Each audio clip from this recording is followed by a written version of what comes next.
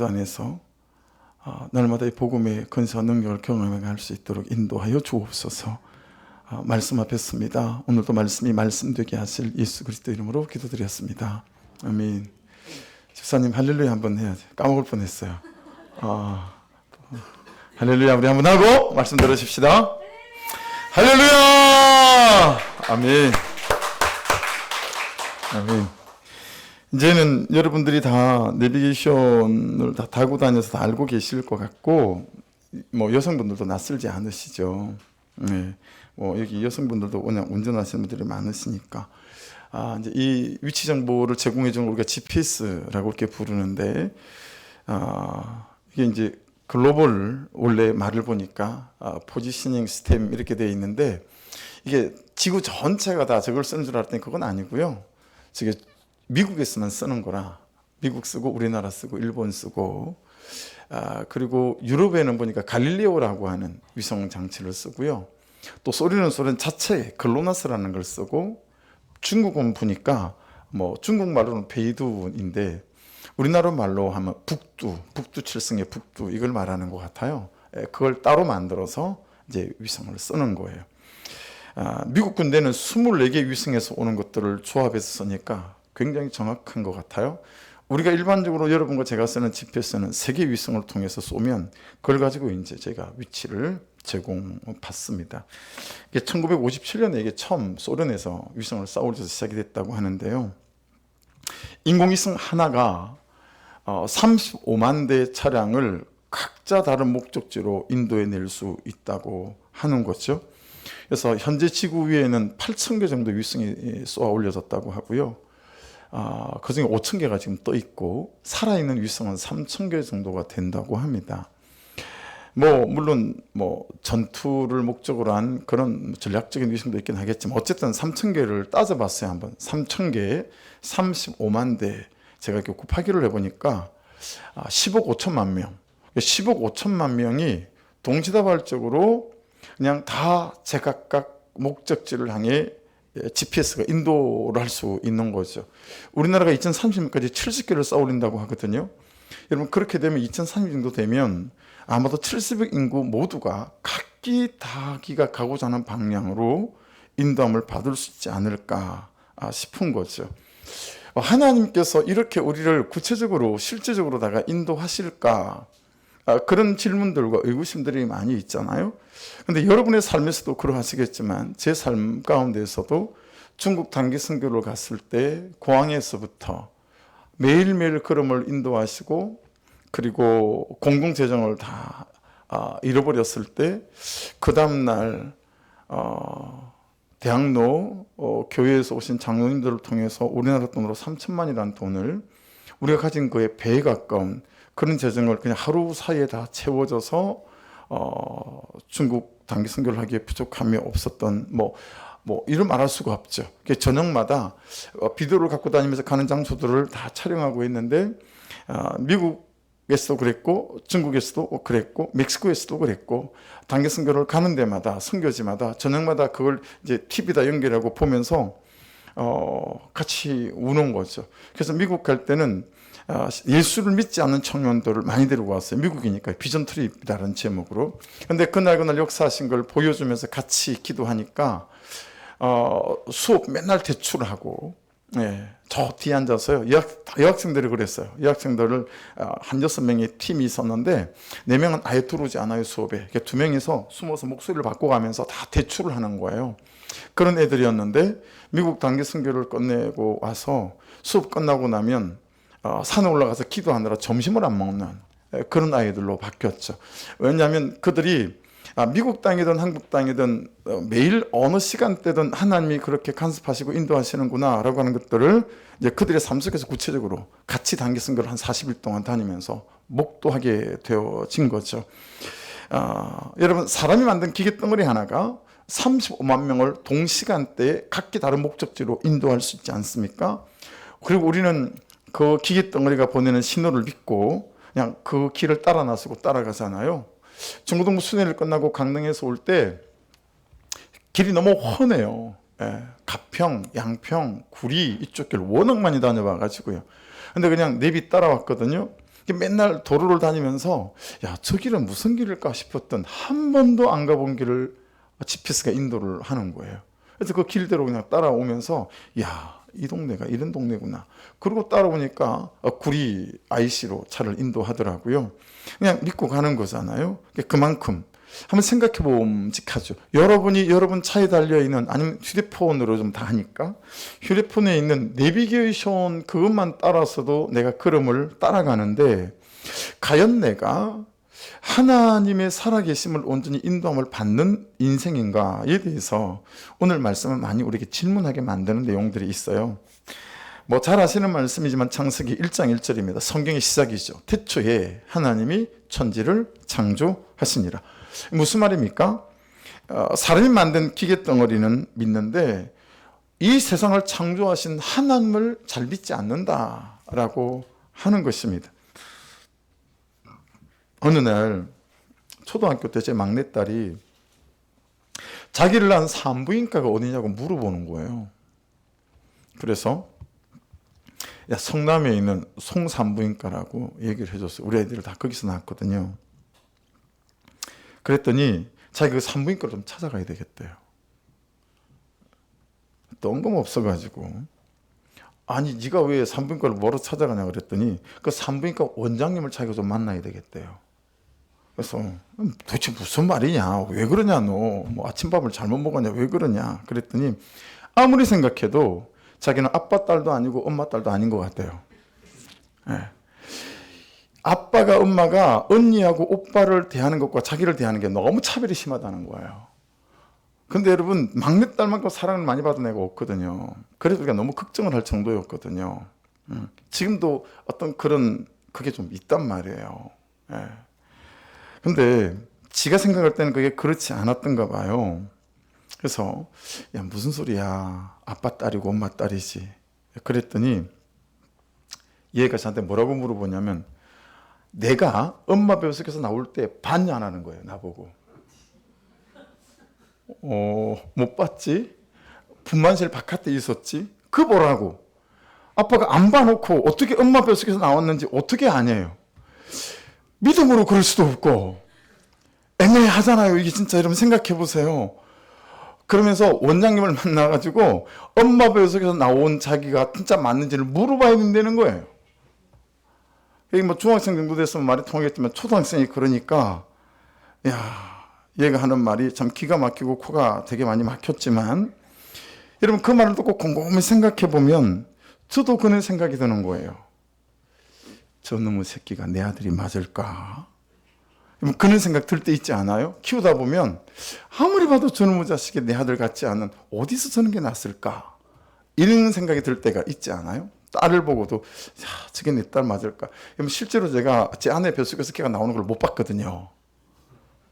여러분 우리가 다 아이를 처음 보는 거는 이 유리 안에, 그죠? 요만한 플라스틱 통에다 넣어가지고 말도 안 들리니까 얘가 당신 요번에 지금 방금 난 아들이라고 그때서야 아는 거잖아요. 몰라요. 여러분 사실은 어떻게 됐는지 본 적이 없잖아요. 다. 그게 어르신들 말하는 거 쳐다보면 여러분 정말 새빨간 거짓말을 많이 하세요. 여러분 우리는 다 자연분만을 해가지고 제왕절개를 한 애들은 너무 예쁘게 머리가 나오는 거 아시잖아요. 근데 우리는 다 자연분만을 하니까 머리가 두 개예요. 이렇게 돼가지고 머리가 두 개여가지고 옆에 애랑 걔랑 자꾸 쳐다보는 거죠. 아무래도 얘가 좀 이상하게 태어난 것 같고 이게 뭔가 잘못된 것 같고 한 일주일 정도 지나면 이제 이게 자꾸 줄어들잖아요. 예. 여러분 그렇게 쭉 늘어진 애들 쳐다보고 이런 할아버지 할머니들이 뭐라 그러는지 아세요? 아이고 어떻게 지 아빠가 똑 닮았다고. 단끼는 뭐가 닮아요? 하나도 안 닮았더만.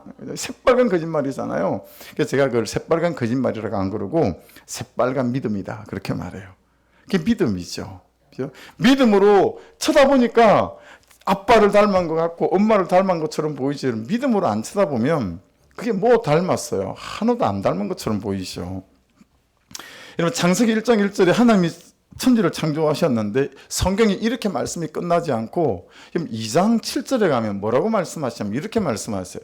여호와 하나님이 흙으로 나를 지으시고 생기를 내 코에 불어넣으시니 내가 생명 존재가 됐다. 저 생명은 영어 성경에는 being이라고 되어 있거든요. 그때부터 내가 존재가 됐다. 그렇게 말씀하고 있습니다.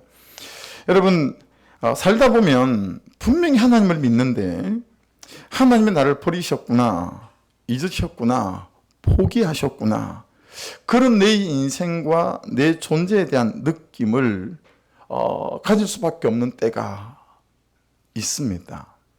네, 그런 때가 있더라고요. 여러분, 지금 이 이스라엘 백성들이 사실은 그런 거예요. 네. 분명히 하나님께서 인도하신 것 같아서 이 고센 땅으로, 애굽 땅으로 들어왔는데 이제는 요셉을 인정하지도 않고 하나님을 인정하지도 않고 이스라엘 백성들을 인정하지도 않고 이제 그러는 거죠. 예.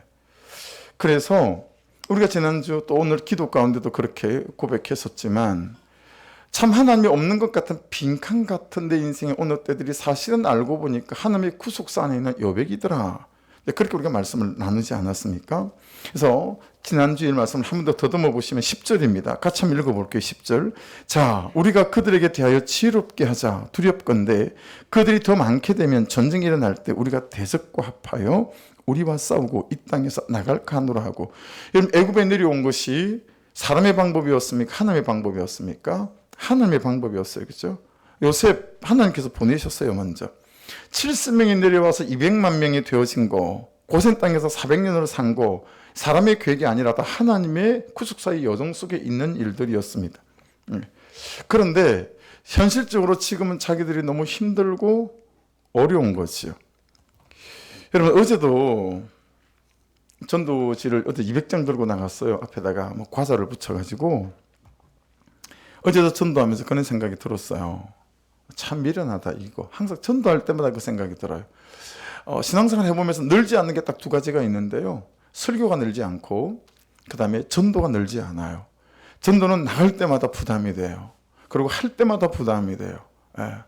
이제 앞에서 막 받는 걸 보고 하니까 저쪽에서 이미 쳐다보고 눈치를 채고 오다가 다른 길로 가거나 아니면 분명히 걸어오는 건 내 앞으로 걸어오는데 몸은 반쯤 틀려 있어요. 손대지 말라 뭐 이런 표시도 되어지고 막 그런 거죠. 그분들에게 이렇게 이제 전도지를 나누고 예수 믿으십니까? 라고 물어보고 또 지나치면 예수 믿으세요 라고 말하기도 하고 잠시 멈춰 서면 아버님, 어머님 지금은 그냥 어르신들이지만 올 때는 순수가 있었지만 갈 때는 또 순수가 없는 거잖아요. 그러면 또 뭐 다 이해하시죠. 이렇게 말씀을 나누고 여러분 참 미련한 것 같고 이게 별 것 없을 것 같고 그런데요. 그러다가 혜민 형제를 만났었거든요. 그러다가 차성훈 집사님을 만났었고요. 그러다가 안수미 집사님도 만났었고요. 그러다가 이정호 집사님도 만났고 그러다가 이한자 성도님도 만났고요. 그러다가 이미숙 집사님도 만났고 그러다가 조세라 집사님도 만났고 그러다가 송기보 집사님도 만났고 그러다가 이현숙 집사님도 만났고 여기 앉아있는 많은 분들이 그렇게 전도하다가 만나고 그리고 오늘 예수 믿는 사람으로 앉아있는 분들이 되셨죠. 그런데 애굽 땅에 있었던 그들에게도 그렇고 오늘을 사는 저와 여러분들도 그렇고 싸움이 있다라고 하는 거죠. 자, 우리가 그들에게 대하여 지혜롭게 하자. 이게 무슨 말입니까? 이대로 가만둘 수 없다라는 거예요. 보세요. 70명이 와서 200만이 됐으면 더 하나님의 계획 가운데 여러분 삶이 잘 되어져야 되는데 그걸 보고 있던 바로를 통해서 태클이 들어오기 시작하는 거예요. 야, 좀 있다가 얘들 우리를 삼키겠다 싶으니까 우리가 그들에 대하여 지혜롭게 하자. 그렇게 말하면서 가만두지 않겠다라는 것 아닙니까? 그러면서 여러분 11절 12절 감독들을 그들 위에 세우고 그들에게 무거운 짐을 지어 괴롭게 하여 그들에게 바로를 위하여 국고성 비돔과 람셋을 건축하게 아니라 그러나 학대를 받을수록 더 번성하여 퍼져나가니 애굽 사람이 이스라엘 자손으로 말미암아 근심하여. 여러분 12절을 보십시오. 학대는 누가 하죠? 바로가 합니다. 그렇죠? 학대는 바로가 하는데 근심도 누가 합니까? 바로가 합니다.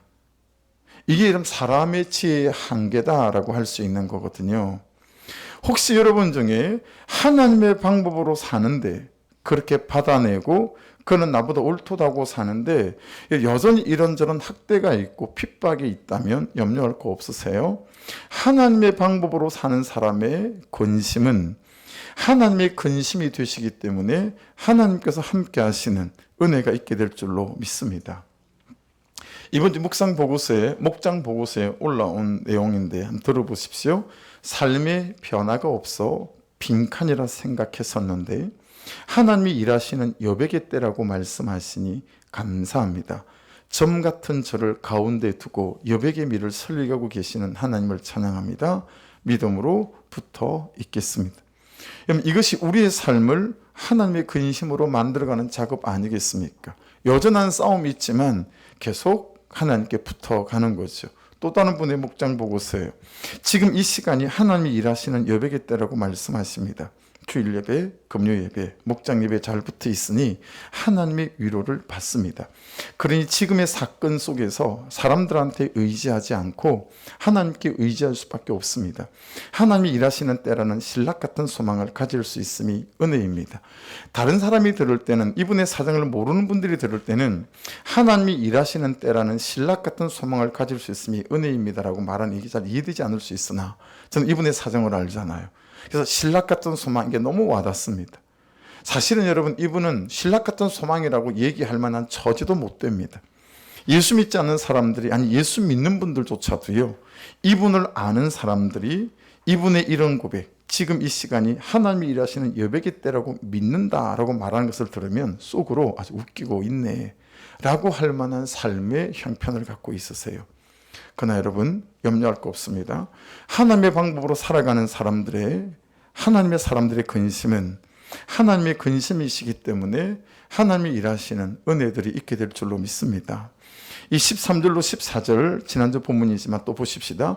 이스라엘 자손에게 일을 엄하게 시켜 어려운 노동으로 그들의 생활을 괴롭게 하니 곧 흙 이기기와 벽돌 굽기와 농사 여러 가지 일이라 그 시키는 일이 모두 엄하였더라. 이런 말씀을 한번 보십시오. 일을 엄하게 시켜 어려운 노동, 그들의 생활을 괴롭게 하니 흙 이기기, 벽돌 굽기, 농사의 여러 가지 6개의 단어가 있잖아요. 이 단어의 뿌리가 되는 어원, 이게 아바드라는 단어거든요. 여러분, 이 아바드라는 단어는 굉장히 중요한 의미를 갖고 있어요. 여러분, 창세기 2장 15절 말씀인데 여호와 하나님이 그 사람을 이끌어 에덴 동산에 두어 그것을 경작하며 지키게 하시고, 여러분 저 말씀은 범죄하기 전이에요. 그러니까 에덴 동산을 창설하시고 거기에 아담을 창조하시고 하와를 창조하셨을 때 그들에게 땀 흘리고 수고할 수 있는 일을 허락해 주셨다라고 하는 것입니다. 노동은 선한 것입니다. 우리의 복이고 분복이죠. 은퇴하고 나신 분들이 빨리 늙어가는 것들도 많이 볼 수 있지 않습니까? 하나님께서 인간은 땀 흘려 살 수 있도록 창조하신 거다라고 하는 것이죠. 문제는 그 다음부터예요. 이 땀의 동기와 땀의 과정이 부패함으로 일그러져 갔다라고 하는 것입니다. 여러분, 바로를 보면 자기의 정욕과 자기의 계획에 따라 이스라엘 백성들에게 땀을 강요하죠. 불순한 동기가 있고 탐욕이 있고 정욕이 있습니다. 그런데 오늘을 사는 우리는 나 자신이 바로 같다라는 거죠. 내가 나에게 이런 땀을 요구합니다. 해서 아내 자리가 되게 괴로워요. 밥하는 것이 괴로움이에요. 빨래가 괴로움이고 청소가 고통이에요. 또 그걸 보고 있는 남편들은 웃기는 소리 하잖아요. 네가 하니? 기계가 다 해주는 거. 그러면서 도와주진 않잖아요. 여러분, 내 스타일이 아니라고 말하는 분들을 참 많이 보고, 이렇게 사는 건 내 성품이 아니라고 말하는 분들도 많이 보고, 내 기질과 맞지 않는 것 같아요 라고 하는 분들도 많이 보는 것 같아요. 그런데 여러분, 그런 분들이 노는 것은, 돈을 쓰는 것은, 시간을 쓰는 것은 너무 즐거워하세요. 없어서 못하고 맨날 부족하고 거기에 쓰는 땀은 아깝지가 않은 거죠. 여러분, 생각해 보셔야 합니다. 죄가 나의 땀을 타락시킨 거죠. 내가 나의 땀을 죄의 도구로 쓰고 있다라고 하는 것입니다. 내 역할과 부르심의 자리에서 내가 흘리는 땀이 괴롭다면, 짐이 된다면, 고통스럽다면 회개의 지점일 수 있다라고 하는 것입니다. 우리는 성경적인 남편의 자리와 부르심을 자꾸 성품으로, 기질로, 스타일로, 자라온 환경으로 대체하려고 하는, 얼버무리며 살려고 하는 그런 못된 중심이 있는 것 같습니다. 아닙니다. 남편은, 남자의 성경적인 요구는 무엇입니까? 말로, 몸으로, 태도와 표정으로 사랑하며 사는 사람이죠. 남자는 사랑의 언어를 쓰는 사람이라고 성경은 말씀합니다. 그런데 우리는 되도 안 하는 세상의 유전과 전통으로 남편을 무슨 벼슬로 알고 계급으로 알고 아내를 부리고 자녀를 부리죠. 회개와 통회와 자복과 금식이 지점이다. 그러니 남자는 사랑의 언어로, 여성과 아내는 순종의 언어로 그렇게 자기의 부르심과 사명의 자리를 지켜야 된다라고 성경은 끝없이 우리에게 강조하고 있습니다. 그 자리에서 그렇게 땀을 흘리는 것이 맞다라고 하는 것입니다. 결국은 노동의 이유와 목적도 그렇습니다. 여러분의 땀을 타락시키면 안 됩니다. 내가 흘리는 땀 한 방울에 이유가 있어야 합니다. 땀이 단지 돈을 모으는 최소한의 가치가 되게 하면 안 됩니다. 내가 흘리는 땀은 십자가에서 예수님이 흘리신 피 한 방울처럼 값지게 해야 합니다. 땀이 이유가 있어야 하고요. 땀이 목적이 있어야 합니다. 내가 흘리는 땀이 예수님이 십자가에 흘리신 피 한 방울의 값임을 잘 기억해야 되겠다라고 하는 것입니다. 보세요. 13절 14절을 다시 읽습니다. 이스라엘 자손에게 일을 엄하게 시켰어요. 계속 인구가 늘어나면 안 되니까 어려운 노동을 시키고 생활을 막 괴롭게 했어요. 흙도 이기게 만들고 벽돌 굽기도 시켰어요. 근데 여러분 이게 먹혔습니까? 안 먹혔습니까? 이게 안 먹혔습니다. 왜냐하면 계속 인구가 늘어나는 거예요. 그래서 어떻게 하죠? 산파를 세운 것입니다. 무슨 말입니까? 이 이스라엘 백성들이 에라 이 더러운 세상, 가진 놈은 돈을 벌고 에라 이 더러운 팔자. 그리고 그들이 그 흙 이기기를 시키고 벽돌 굽기를 시킬 때 그러고 살지 않았다라고 하는 것입니다. 노동이 흙 이기기가 벽돌 굽기가 농사의 여러 가지 일들이 그들의 삶이 그들을 못 이겼다. 그들의 고된 삶이 그들의 믿음과 신앙을 못 이겼다라고 하는 것을 말씀해 주시죠. 그런데 우리는 대부분 이 지점에서 무너지고 집니다. 삶을 이기라고 예배를 주시고 삶을 이기라고 말씀을 주셨는데 여러분 우리의 삶에는 신앙이 없고 예배할 때만 신앙이 있습니다. 큐티할 때만 말씀이 있습니다. 예배실을 넘지 못하는 우리의 신앙, 큐티 시간을 넘어서지 못하는 우리의 말씀, 예배 시간, 기도 시간을 전혀 넘지 못하는 우리의 믿음. 그러니 쓸데가 없는 은혜고 쓸데가 없는 믿음이고 쓸데가 없는 기도인 거예요. 어디 갖다 쓸데가 없어요. 우리의 믿음이라고 하는 것이. 왜냐하면 현장에만 나가면 아무 쓸데가 없는 거예요. 남편과의 관계 안에서, 자식과의 교육 안에서, 직장생활 중에서 여러분 이 은혜가 쓰이고 말씀이 쓰이고 해야 되지 않겠어요? 근데 우리는 큐티하는 시간을 딱 넘어서 버리고 예배 시간 끝나면 그 은혜 받았던 은혜가 어디로 가든지 은혜의 팔도 잘리고 은혜의 다리도 잘려가지고요. 빈 몸뚱아리만 갖고 있는 거예요. 이놈의 은혜가. 그러니 우리의 현장 속에서는 아무 역할을 하지 못하더라라고 하는 것입니다. 왜 그럴까요? 왜 그럴까요? 적용을 못하기 때문에 그래요. 아니면 적용을 안 하기 때문에 그래요. 특별히 손과 발이 가는 적용을 하지 않습니다. 제가 이 본문에 여러분들이 올린 가만가만을 좀 적용하고 싶어서 가만가만을 많이 좀 찾았어요. 앞에 했던 것까지 쭉 찾았어요. 근데 여러분 우리의 가만가만이 손과 발이 가는 가만가만이 굉장히 찾기가 힘들 정도예요. 되게 추상적이고 손과 발이 가는 적용들이 아닌 경우가 굉장히 많이 있다라고 하는 것입니다. 야, 한 분 거는 제가 이게 맞나 제대로 올린 건가 싶어서 쳐다봤어요. 뭐라고 올렸냐면 저녁에 이 아내예요. 근데 저녁에 남편과 아이들을 호통하지 않겠습니다. 이게 무슨 얘기야? 한참 쳐다봤어요. 저녁에 남편과 아이들을 호통하시나 봐요, 이분은. 예. 이건 구체적인 거예요. 예. 구체적인 거예요. 뒤에 이름이 선자로 끝나는 분이세요. 예. 그런 분이신데 여러분 왜 우리의 예배와 또 받은 은혜와 또 큐티가 힘이 없는가라고 하는 것은 적용하지 않아요. 그런데 그 적용도 손과 발이 가는 적용을 하지 않습니다.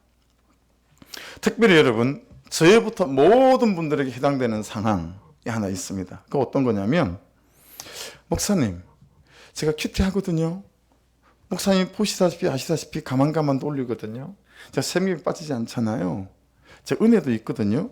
근데 이상하게 삶의 현장으로 돌아가면 아이들과의 어떤 말이 어려움이 생기면 제가 말짱 도루묵이에요. 그냥 원래 모습으로 돌아가고 왜 이럴까요? 왜 제 영성이 은혜가 다 어디로 가버리는 걸까요? 그때는 왜 하나님의 은혜 가운데 거하지 못할까요? 이런 말들을 많이 하세요. 여러분, 한 가지 모두에게 적용되는 게 어떤 거냐면 짜투리 시간. 그러니까 내 중심이 계속 하나님을 구하고 찾거나 그러지 않는다라는 거예요. 여러분, 틈만 나면, 제가 아는 목사님 중에 한 분은 운전하면서도 스마트폰을 해요. 야, 불안해서 타지를 못하겠어요. 운전하면서요, 잠깐 신호등 쓸 때도 해가지고 막 기사 검색하는 거는 물론이고, 운전을 해가는데도 이걸 보면서 해요. 운전을 가면서도 이렇게. 여러분, 그런 분들 없으세요? 여러분, 이 스마트폰 시대에 저와 여러분이 삶에 하나님의 역사와 능력이 틈타지 못하게 만드는 정말 가장 사단이 애용하는 무기가 우리의 짜투리 시간을 하나님 앞에 두지 않고 계속 다른 것에 우리의 시선과 마음을 두게 만드는 것이다 라고 생각해요. 자, 보세요. 저를 보세요. 주일이 몇 개죠? 52개입니다. 그렇죠? 1년이 52주 아닙니까? 52주인데 그러면 우리에게 52개의 적용이 있어야 된다는 얘기예요. 한 주일에 하나만 적용을 하는 거죠. 한 주일에 하나만. 그래서 제가 일부 예배 때 한 가지만 저에게 말해보라고. 뭐든지 괜찮다고. 제가 적용해야 될 거. 여러분 저를 잘 아시니까. 근데 제 딸이 앞에 앉아있고 제 아내가 앉아있었어요. 그래서 괜찮다고 말해라고 그래놓고 쳐다보니까 우리 딸이 말을 하고 싶어가지고 막 이러는 거예요. 그래서 괜찮다고 말해보라 그러니까 삐지지 않았으면 좋겠어요. 이렇게.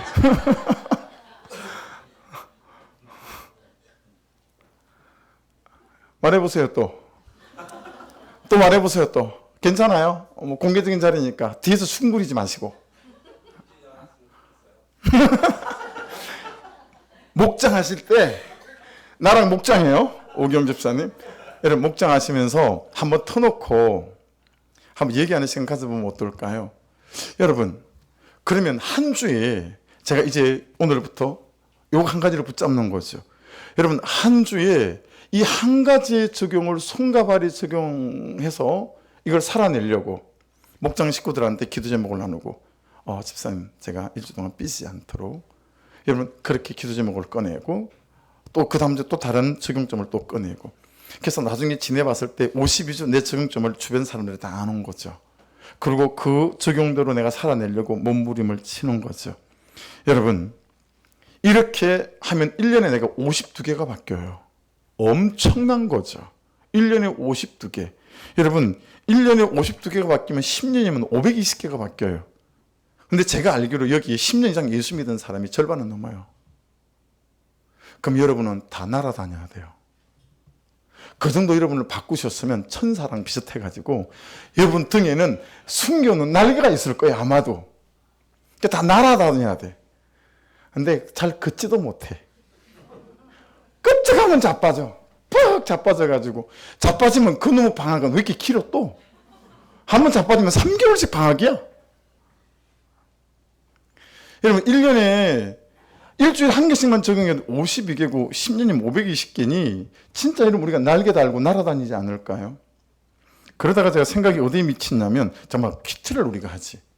큐티하면 365일인데 제가 주일은 큐티를 하지 않거든요. 그러면 52를 빼면 313번을 큐티를 하더라고요. 그럼 하루에 한 개의 적용점을 잡는다고 생각하면 여러분 이게 1년에 363개니까 10년 따지면 3130개 아닙니까? 그럼 여러분처럼은 구름 타고 다닐 거예요. 여러분들도 구름 타고 다닐 거예요. 그렇죠? 우리가 정말 적용하지 않아요. 그러니까 우리의 신앙이 예배 끝나면 땡이에요. 제발 저기 나갈 때 목사님 은혜 받았습니다. 하지 말라고요. 네. 아멘은 많이 하세요. 나가면서 은혜 받았습니다. 어디다 쓰겠어요? 은혜 받은 거. 어디다 쓰겠어요? 그죠? 그거 어디다 갖다 쓰겠어요? 적용점을 잡고 지금부터 나갈 때는 오늘부터는 목사님 제가 적용점 잡았어요. 할렐루야. 장로님 적용점 잡아서 다 그러고 나가야 되는 거예요. 아시겠죠? 은혜 받았습니다 하면 내가 벌금 물릴 거예요. 목사님 적용 좀 잡았어요. 그래가지고 주일 목장할 때 막 주중에 만날 때 집사님 적용증이 뭐야? 뭐 이렇게 묻고 하나님 뭐라 하시던데 뭐 이렇게 해서 묻고 뭐 이래야 되지 않겠어요? 그래야 삶 속에 내 말투, 내 어투, 내 태도, 감정을 처리하는 방식 이런 게 좀 뒤집어지고 바뀌어져 가서 여러분 나 한 사람 때문에 판이 뒤집어지는 역사가 나타날 터인데 아닌 거예요. 오죽하면 제 딸이 그 일부 시간에 말하라 그랬더니 막 말을 하고 싶어가지고 막 이러다가 괜찮아 말해봐요 따님 그랬더니 삐지지 않았으면 좋겠어.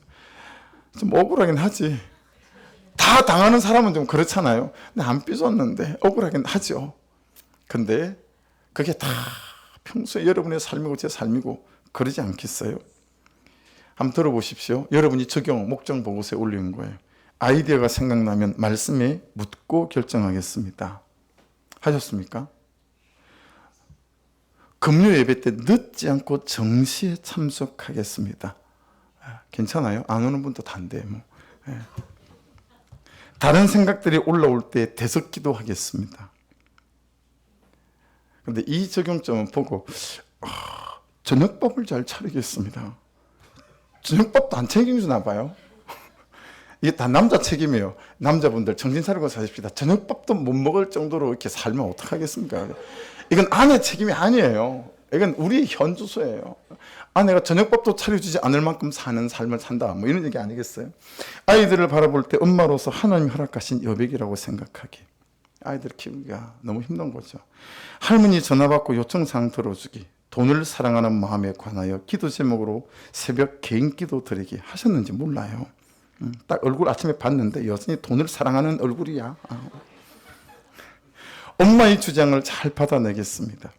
토요일 집에서라도 주일 예배 때 말씀이 잘 들리기를 기도하겠습니다.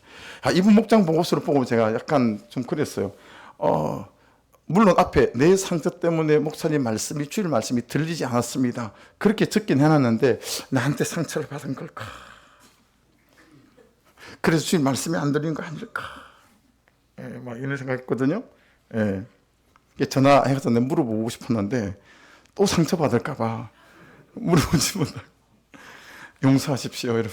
용서해 주십시오. 토요일 집에서라도 주일 예배 때 말씀이 다들 기도하겠습니다. 여러분 어떠세요? 이대로 적용 잘 해보셨습니까? 왜 예배실에서는 은혜가 있는데 예배실을 바깥으로 나서면 내 가정에서 남편 얼굴을 보고 아내 얼굴을 보고 아이들과 마주하고 있으면 내가 아무 힘없는 사람이 되어질까? 적용점을 찾지도 적용하지도 않는 거예요. 여러분 바로가요. 이게 안 먹히니까 그 다음 내놓은 계책이 뭐냐면 15절, 16절, 17절 오늘 본문이거든요. 17절까지 다시 한번 읽어볼게요. 애구방이 히브리 산파 십벌하라는 사람과 부하라는 사람에게 말하여 이르되 너희는 히브리 여인을 위하여 해산을 도울 때에 그 자리를 살펴서 되게 중요한 부분이에요. 아들이거든 그를 죽이고 딸이거든 살려두라. 그러나 산파들이 하나님을 두려워하여 애구방의 명령을 어기고 남자 아기들을 살린지라. 자, 지난주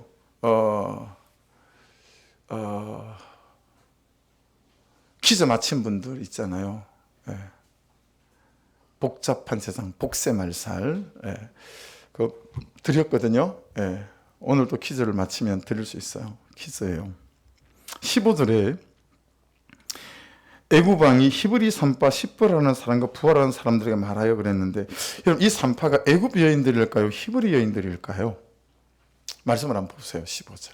애구방이 히브리 산파 십벌하라는 사람과 부하라는 사람. 즉 히브리 여인일까요? 산파가 애굽 여인일까요? 뭐 둘 중에 하나니까. 그렇죠? 말씀이 히브리 산파 이렇게 되어져 있잖아요. 근데 여러분 제 말을 듣고 다시 한번 말씀을 보십시오. 무슨 얘기냐면 세상에 아들을 낳으면 아그가 우거리는 나일강에다 집어던져야 되는데 같은 히브리 여인이 옆집에 사는 자기가 잘 아는 누구 애기 엄마가 낳았는데 아들이면 그 아들을 나일강에 집어던질 수 있겠어요?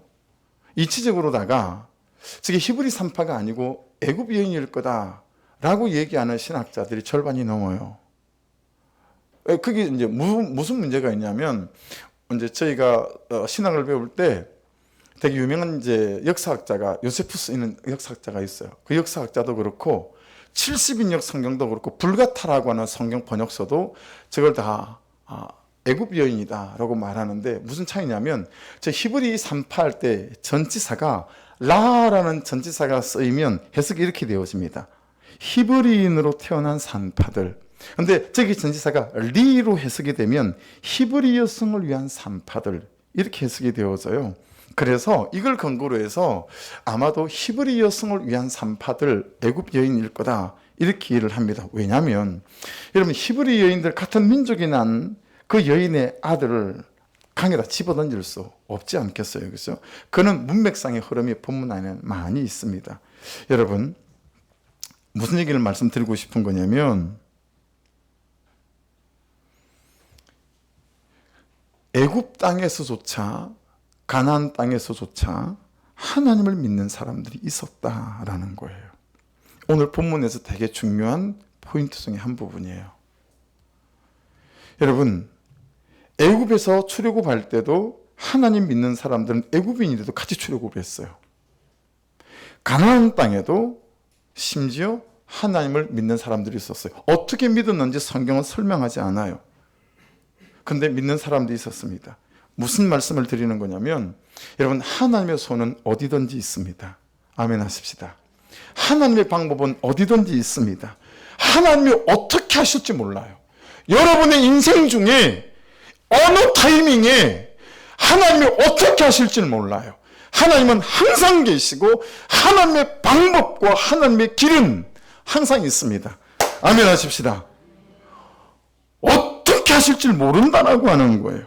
하나님이 어떤 사람을 만나게 하실지 어떤 일을 겪게 하실지 아무도 모른다. 문제는 뭐예요? 믿음이에요. 내가 하나님을 믿는 믿음이다 라고 하는 것입니다. 이번 주에 운영위원회 모임을 좀 갖고 이제 다음 주 우리 이 시간에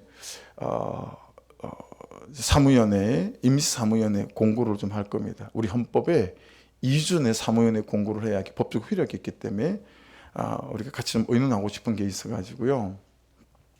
그런데 제가 교회 이전 때문에 어떤 사람을 한 분을 만났을 때 제가 바로 제 핸드폰에다가 그 사람 이름을 이렇게 기록을 했어요. 그래서 제 핸드폰 중에 가장 길게 이름이 기록된 사람인데 요약제도 있어요. 뭐라고 쓰겠냐면 순적한 만남을 돕는 자, 동역자. 이렇게 이분 이름을 아직 몰라요. 이분도 일산 신광교회 권사님이신데 이분 이름을 아직 제가 몰라요. 근데 제 핸드폰에는 이렇게 적혀 있어서 전화가 이분한테 이번 주에도 왔었는데 전화가 오면 순적한 만남을 돕는 자, 동역자 이렇게 전화가 와요. 무슨 얘기예요? 그 사람도 하나님께서 예비하시고 하나님의 계획 속에 있는 한 분이다라고 하는 제 믿음을 반영시킨 거죠. 사랑하는 여러분, 사람이 만든 기계덩어리 하나가 동시에 35만 명을 각기 다르게 인도할 수 있다는데 세상을 창조하시고 나를 창조하신 하나님이 나의 길을 아신다. 나의 삶을 아신다. 왜 이 믿음이 우리에게 희미할까요? 왜 이 믿음이 우리에게 없는 걸까요? 이 말씀 한번 보십시오. 말하되 여호와께서 이 땅을 너희에게 주신 줄을 내가 아노라. 우리가 너희를 심히 두려워하고 이 땅 주민들이 다 너희 앞에서 간담이 녹나니 이는 너희가 애굽에서 나올 때 여호와께서 너희 앞에서 홍해물을 마르게 하신 일과 너희가 요단 저쪽에 있는 아모리 사람의 두 왕 시온과 오기게 행한 일 곧 그들을 전면시킨 일을 우리가 들었음이니라. 우리가 듣자 곧 마음이 녹았고 너희로 말미암아 사람이 정신을 잃었나니 너희 하나님 여호와는 위로는 하늘에서도 아래로는 땅에서도 하나님이시니라. 이거 누구의 말입니까? 이게 누구가 말한 말이죠? 누가 한 말입니까? 라합이 한 말이죠. 기생 라합이 한 말이에요. 근데 여러분 이건 40년 전에 일어났던 일에 대한 기생 라합의 말이었어요. 가데스 바네아에 딱 멈추어서고 야 우리가 정복할 땅인데 그래도 뭐가 있는지는 알아야 될 거 아니냐.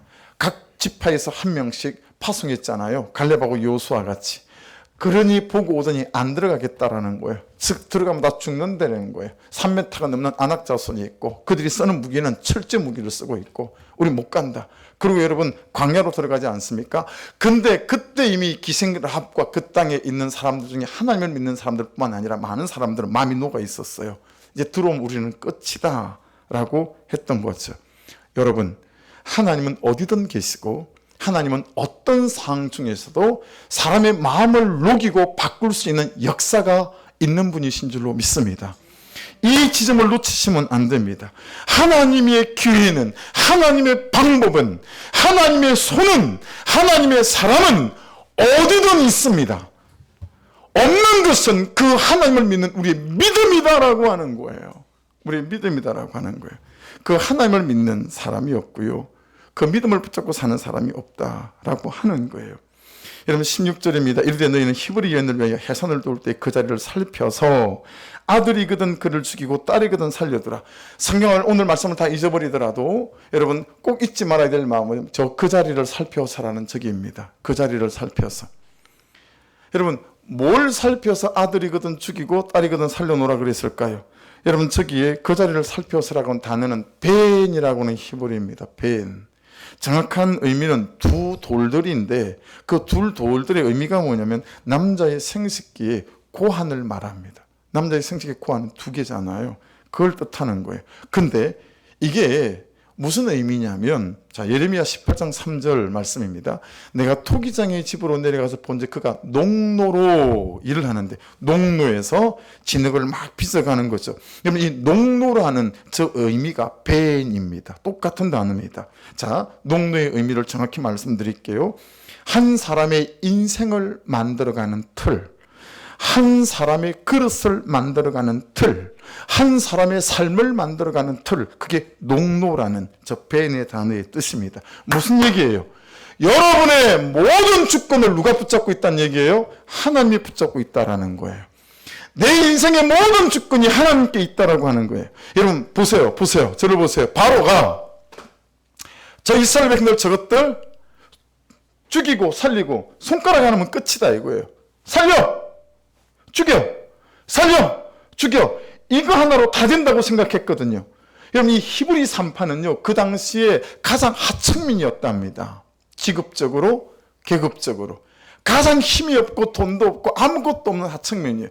그러니 얼마나 대제국인 애국 왕의 말에 벌벌 떨었겠어요.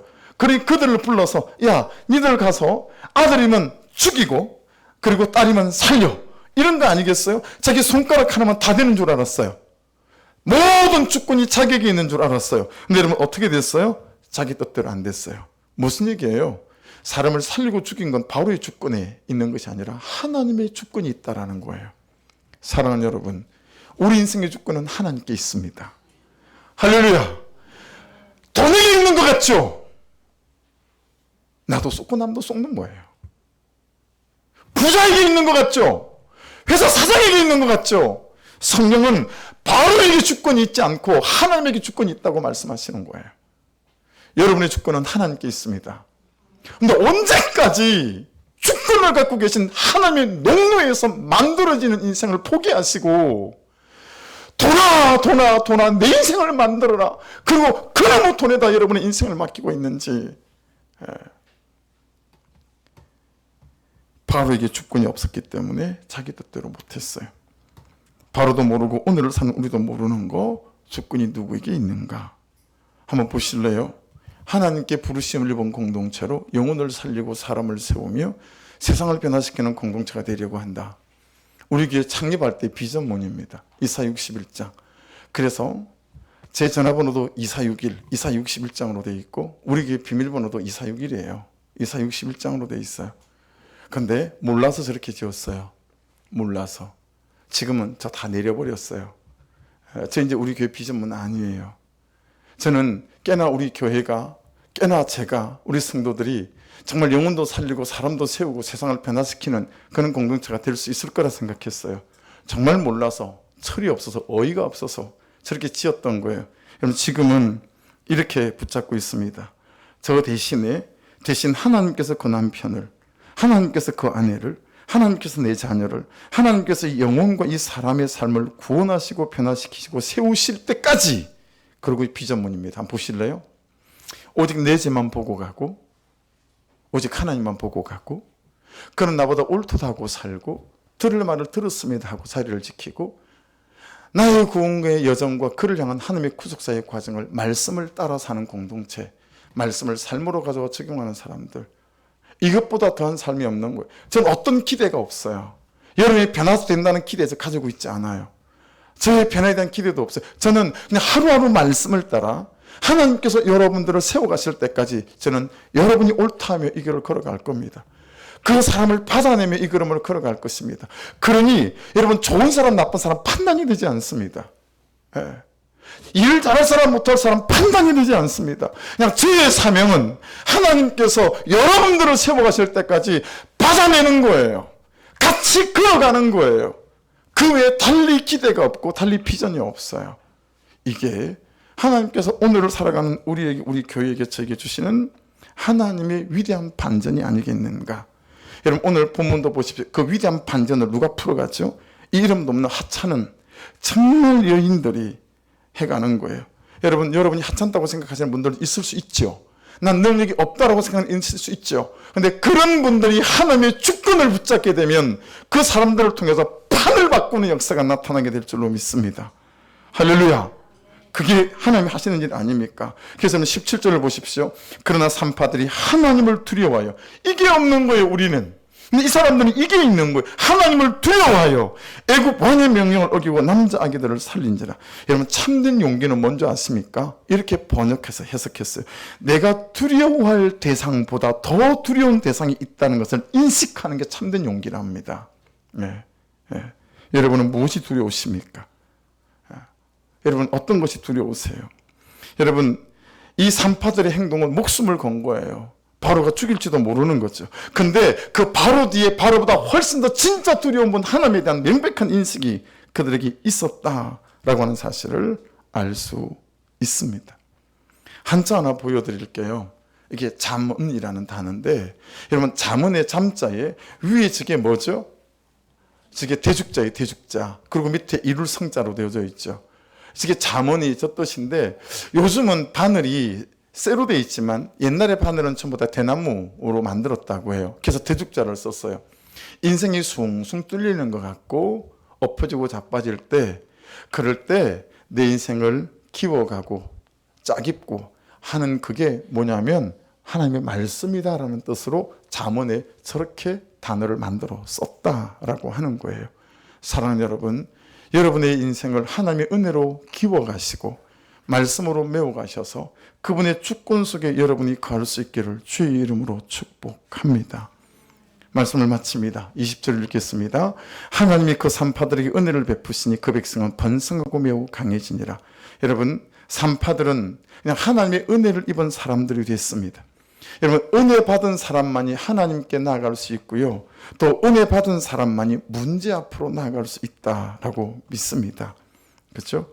그런데 여러분, 이 사람들이 뭘 붙잡고 산 거예요? 하나님의 손에 붙잡힌 약자들, 하나님의 손을 붙잡고 살았던 사람입니다. 여기서 설교 제목이 나왔어요. 나는 무엇에 붙잡힌 사람인가? 나는 누구에게 붙잡힌 사람인가? 라는 거예요. 근데 우리에게 어려움은 뭐냐면 22절이에요. 그러므로 바로가 그의 모든 백성에게 명령하여 이르되 아들이 태어나거든 너희는 그를 나일강에 던지고 딸이거든 살려두라 하였더라. 여러분, 이 예배가 끝나고 나가도 여러분의 문제와 곤고함은 그대로 있습니다. 그래서 지금 여러분 어떻게 해야 돼? 이제는 다 나일강에 집어던지려는 거예요. 그런 현실이 우리에게 딱 버티고 서 있죠. 그러나 이 현실들에 어떤 역전이 일어납니까? 출애굽기 12장 29절로 30절입니다. 여기에 보면 여러분, 애굽의 장자들이 다 죽고 그리고 이스라엘 장자들은 다 살아나죠. 뭐 때문에 그렇습니까? 출애굽기 12장 23절입니다. 같이 읽고 기도하십시다. 여호와께서 애굽 사람들에게 재앙을 내리려고 지나가실 때에 문 임방과 좌우 문술주의 피를 보시면 여호와께서 그 문을 넘으시고 멸하는 자에게 너희 집에 들어가서 너희를 치지 못하게 하실 것입니다. 할렐루야. 우리의 반전은 예수 그리스도의 보혈에 있고 우리의 반전은 예수 그리스도의 십자가의 구속의 은총 가운데 있음을 믿습니다. 여전히 이 예배실을 걸어나가도 여러분의 문제는 하나도 바뀌지 않은 채 그대로 있을 거예요. 그러나 그 속에서 하나님의 주권을 믿고 예수 그리스도의 보혈을 의지하는 구체적인 삶의 적용 가운데 서 있게 될 때 여러분, 이 십보라와 불화를 통해서 놀라운 반전을 일으키신 것처럼 오늘날 우리가 경험해가는 그런 놀라운 반전이 있게 될 줄로 믿습니다. 하나님은 어디든지 있고 하나님은 언제든지 역사하십니다. 문제는 우리에게 없는 믿음을 이 시간 기도로 좀 구하고 싶습니다. 우리 이 찬양 드리고